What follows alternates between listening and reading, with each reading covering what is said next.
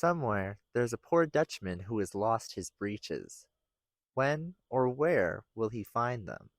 I'm just kidding. We're not here to learn about a clothing crisis in the Netherlands. We're here to learn about a silly little plant that is reminiscent of pants hanging on a clothing line. Of course, I'm talking about Dutchman's breeches or Dicentra cucularia. Now, let's go ahead and learn a bit more about this fascinating little plant. Dutchman's breeches is a herbaceous perennial wildflower that is native to North America and is in the family Papaveraceae. It is commonly found in moist woodlands, along streams, and in rocky areas.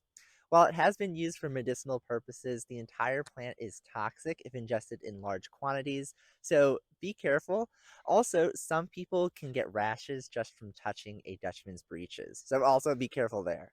The leaves of a Dutchman's breeches are at the base of the plant in a basal rosette.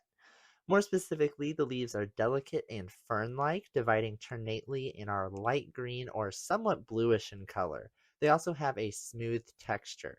When conditions are just right, a stem will emerge from the basal rosette and it will be smooth and slender, but it'll also typically be leaning. And it'll grow up to be about 12 inches in height. This stem supports an inflorescence containing 4 to 10 whitish pink flowers that are quite unique in shape, resembling pantaloons that are hanging upside down due to the two large inflated nectar spurs on each flower. These nectar spurs are each one petal. Then at the base, we see those yellow appendages. These are both also a petal each. So a Dutchman's breeches flower has 4 petals total. Now, these little yellow petals surround the sexual organs, which are just inside. There are 6 stamen and a single pistil.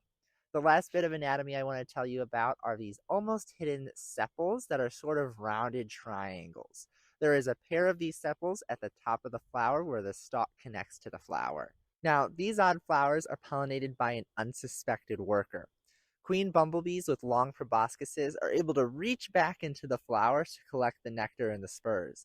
However, if an insect, like worker bees, aren't able to collect the nectar, they will cut a hole in the flower.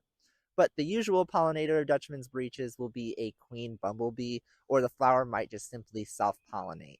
After the flowers are pollinated, they produce thin capsules that contain small black seeds that have structures called elaiosomes on them.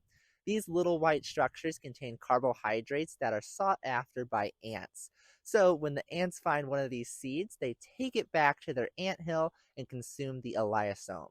So ants are huge dispersers of these seeds, but they are rewarded for doing so.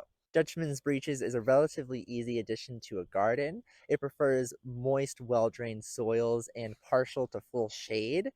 Also, it is deer resistant, so it would make a great addition to a garden that is in an area with a high deer population. And they're pretty easy to propagate. You would just divide and replant their corms, which are similar to bulbs, in fall or early spring.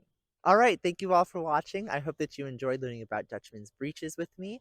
If you did, be sure to like and subscribe, and I hope to see you all in my next video.